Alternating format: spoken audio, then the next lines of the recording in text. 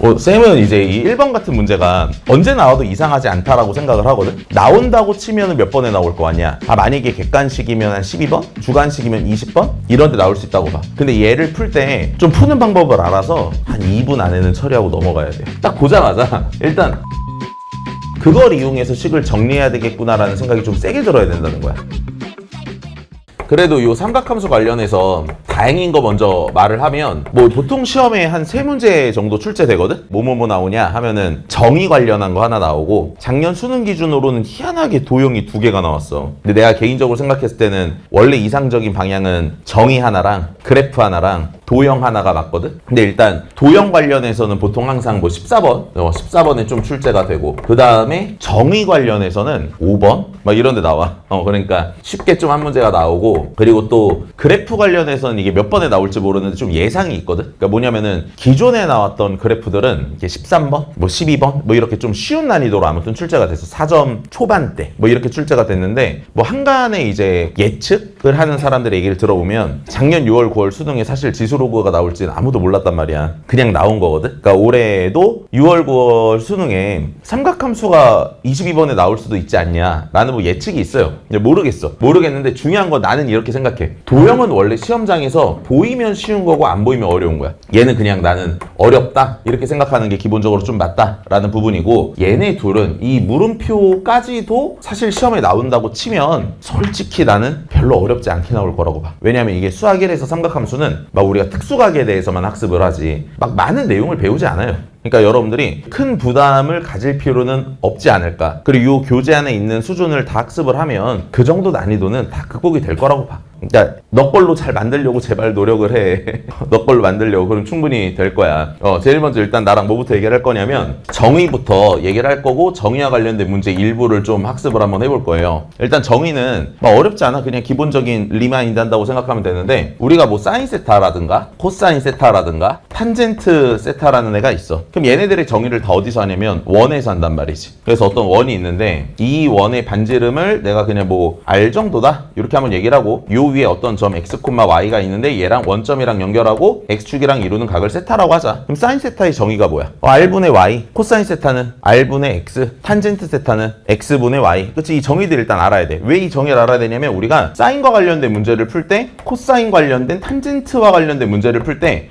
관찰해야 될 대상을 알려준다 이거지. 사인이라는 거는 원위를 움직이는 점의 y좌표를 관찰하는 거고 코사인은 x좌표를 관찰하는 거고 탄젠트는 x분의 y니까 뭘 관찰하는 거야? 기울기를 관찰하는 거다. 일단 이거 기본적으로 세팅이 돼야 돼요. y좌표, 그 다음에 x좌표랑 관련되어 있다. 그리고 탄젠트는 기울기랑 관련돼 있다. 이 생각할 줄 알아야 되고 당연히 삼각함수 문제를 풀 때 이 탄젠트를 코사인이랑 사인이랑 관계를 지어서 식을 변형할 수도 있잖아. 그치? 탄젠트는 뭐분의 뭐가 된다. 코사인분의 사인이 된다는 것도 다 알고 계셔야 되고 그리고 여러분들이 이제 하나 더 알고 있어야 될 게 수학 1에서는 배우는 공식이 사실 제일 세게 배우는 공식이 하나밖에 없어. 그게 뭐지? 사인이랑 코사인으로 엮여져 있는 거. 뭐 있지? 사인 제곱에다가 코사인 제곱을 더하면 뭐가 된다? 1이 된다. 이걸 가지고 되게 세게 낸 문제가 지금까지 없거든. 나는 그래서 그래프랑 관련해서 그게 출제될 수 있다 라는 생각이 들어. 이따가 그래프에 설명할 건데 여러분들이 공식 머릿속에 아주 잘 넣어놔야 돼요. 사인 제곱 세타 더하기 코사인 제곱 세타가 1이다. 알겠지? 그래서 우리가 이 삼각함수 문제를 풀 때 제곱식이 나와. 어떤 표현이든지 간에 아무튼 제곱식이 나오면은 얘를 써서 푸는 문제일 수 있지 않을까라는 의심을 되게 강하게 할 줄 알아야 돼. 자, 그래서 요거 머릿속에 꼭 잘 기억을 해놔야 돼. 근데 여기까지는 이제 그래도 여러분들이 잘 알 거야. 근데 요게 사실 시험에 세게 나오진 않았댔지. 그럼 시험에 나오는 게 뭐가 나오냐, 요 정의단원에서. 지금까지는 각변환하는 것만 항상 냈어요. 한 5번 정도에 각변환하는 거 있잖아. 이거 잘 알아야 돼, 얘도. 예를 들어서 각변환을 한다라고 하면은 사인에 2분의 파이 빼기 세타 이런 애가 있어. 그럼 이거 정리하면 뭐가 돼? 뭘로 바꿀 수 있지? 코사인 세타. 이런 거 이제 잘 알 줄 알아야 된다. 근데 이것뿐만 아니라 사실 삼각 방정식에서 좀 난이도가 높은 게 나온다고 치면 함수를 통일시키기 위해서 얘를 이렇게 돌렸을 수도 있어야 돼. 그러니까 5번, 6번처럼 쉬운 문제들은 얘를 이렇게 바꾸게끔 되거든? 근데 난이도가 좀 높은 문제를 봤을 때는 얘를 이렇게 바꿀 수도 있어야 돼요. 근데 코사인을 사인으로 바꿀 때 이렇게밖에 못 바꾸나? 그렇지 않거든. 어떻게도 바꿀 수 있어. 이렇게도 바꿀 수 있잖아. 그러니까 문제마다 어떤 걸 선택해서 들어가는 게 편할지 그것도 이따 방정식에서 우리가 같이 살펴봐야 돼. 그러니까 이게 이퀄이면 항상 얘가 얘다만 기억하는 게 아니라 얘가 얘로 바뀔 수 있다. 요 정도까지도 생각을 잘 해야 돼요. 그리고 문제 풀 때 너네들한테 좀 좀 쫄게 하려고 여기에 숫자를 키워놓을 때가 있어. 뭐 예를 들어서 사인에 세타 플러스 뭐 11파이 뭐 이런 애가 있을 수도 있단 말이야. 그럼 뭐가 돼? 아, 이것도 숫자 큰 걸 다 지워버리면서 정리를 할 수 있다. 그렇지? 여기가 홀수파이면 그냥 나 이거 외웠으면 좋겠어. 얘가 홀수파이잖아. 그럼 그냥 얘 지우고 뭘 붙이면 돼요? 그럼 마이너스 붙이면 돼요.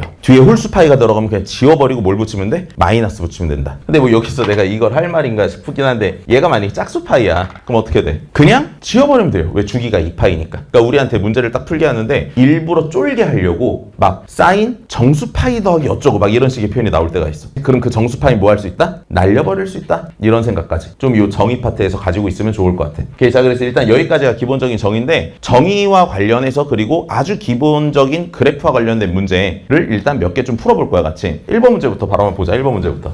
쌤은 이제 이 1번 같은 문제가 언제 나와도 이상하지 않다라고 생각을 하거든. 근데 지금까지 평가원에서 정말 옛날에는 냈는데 최근에는 뭐 낸 적이 거의 없어요. 나온다고 치면은 몇 번에 나올 거 아니야. 아, 만약에 객관식이면 한 12번? 뭐 이런 데 나올 수 있다고 보고 주관식이면 20번? 이런 데 나올 수 있다고 봐. 근데 얘를 풀 때 몇 분 안에 끊고 넘어가는 게 이상적일까? 이 1번 문제를 풀 때 좀 푸는 방법을 알아서 한 2분 안에는 처리하고 넘어가야 돼요. 그만큼 얘가 어떤 문제냐면 난이도가 높지 않은 문제고, 그리고 내신 때 다 경험해봤던 문제일 거고 EBS에는 매년 있는 소재인 것 같아. 자, 그럼 이제 문제 한번 풀어보면 1번 문제가 이렇게 나와 있지. 다음 조건을 만족하는 n의 개수가 몇일 때? 43일 때 자연수 m이 뭔지를 찾아라. 이렇게 지금 얘기를 하고 있어. 그래서 우리가 가조건을 보니까 이 세타라는 애를 뭐라고 줬냐면 2n분의 파이라고 줬어요. 그리고 이제 나조건에서 너한테 부등식을 하나 써준 것 같아. 이런 부등식 썼지. n보다 크다. 여기에 사인 제곱의 세타 더하기 사인 제곱의 2세타. 그 다음에 얘가 쭉 가서 저는 설명의 편의상 여기다가 사인 제곱의 n-1세타도 쓸게요. 그리고 뒤에 이제 사인 제곱의 n세타가 있는데 얘가 지금 뭐보다 작다? 40보다 작다. 이렇게 나와 있어. 그럼 당연히 이 식을 잘 정리해서 n과 m에 대한 식을 끌어내야 n이 43개라는 걸 가지고 m을 구하겠지. 그럼 이 식을 봤을 때 제일 먼저 의심해야 될 게 이거라는 거야, 내 생각에는. 딱 보자마자 일단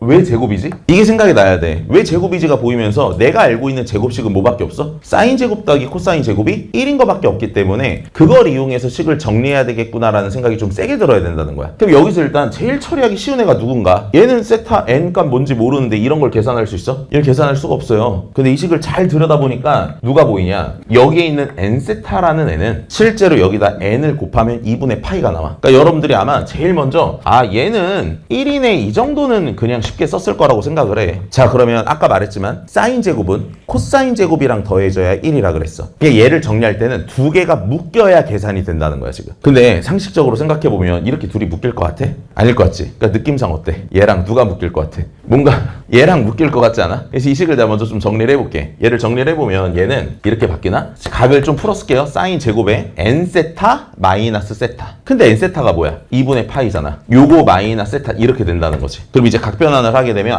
결국 얘가 뭐랑 같다? 얘가 코사인 제곱에 세타랑 같다. 이렇게 생각할 수 있겠네. 그럼 이게 실수하지 않으려면 그냥 천천히 한번 쓰고 가는 것도 괜찮아. 실수 안 하기 위해서 천천히 써볼게요. 일단 아까 말했다시피 사인 제곱 세타에다가 사인 제곱에 n-1세타를 더했더니 얘가 1이야. 그럼 이제 사인 제곱에 2세타는 누구랑 묶이겠어? 사인 제곱에 n-2세타랑 묶였을 때 얘가 1이 되겠죠. 얘 이렇게 쭉 써봐. 어디까지? 사인의 제곱에 n-1세타까지 더하기. 그리고 사인 제곱에 세타가 1이잖아. 내가 왜 이렇게 썼냐? 약간 등차수열에서 배우는 그런 느낌인데 지금 여기에 있는 덩어리랑 여기에 있는 덩어리의 값이 어때요? 같지? 그럼 이걸 다 더한 다음에 뭘로 나누면 하나가 나오겠어? 2로 나누면 하나가 나오겠지? 그럼 이게 지금 1이 몇 개 있는 거야? 1이 n-1개 있는 거야. 그래서 얘네들의 합은 뭐가 되는 걸 알 수 있고 n-1이 되는 걸 알 수 있기 때문에 내가 그것의 절반만 처리를 하면 되니까 요 절반 밑줄 친 애는 뭐가 된다? 2분의 1에 n-1이 되는 걸 생각할 수 있겠지. 자, 알았어요? 이거보다 조금 더 빨리 처리하는 거랑 잘 안 보였을 때 이해하는 방법도 있다 설명을 하겠지만 우선 뭐 답을 좀 내본다고 치면 왜 이렇게 되지 않을까? 얘에다가 1 더한 게 n보다 크고 40보다 작잖아. 1을 빼고 2를 먼저 곱하면 2에 n-1, 이 자리에 n-1, 이 자리에는 뭐야? 39에다 2배 하니까 78 이렇게 나오겠죠? 그럼 이제 1을 더해. 그럼 여기가 79 이렇게 바뀌겠지. 근데 지금 부등식에서 요 가운데 있는 애 개수를 따져야 되거든. 그럼 얘 등호가 빠져 있잖아. 그럼 우리 어떻게 해? 뒤에서 앞에 거 빼고 1을 한 번 더 빼면 되죠. 그게 몇이 된다? 43이다. 그럼 m값이 나와서 문제풀이가 끝나겠네. 지금 풀이 들어보면 어때? 2분 안에 풀고 넘어갈 만 하지. 근데 이거를 진짜 잘하는 반 애들한테 풀리면 이렇게 푸는 애들도 되게 많아. 어떻게 푸냐면 머릿속에 기본적으로 이런 생각이 있는 거야. 이것도 잘 들어봐. 예를 들어서 우리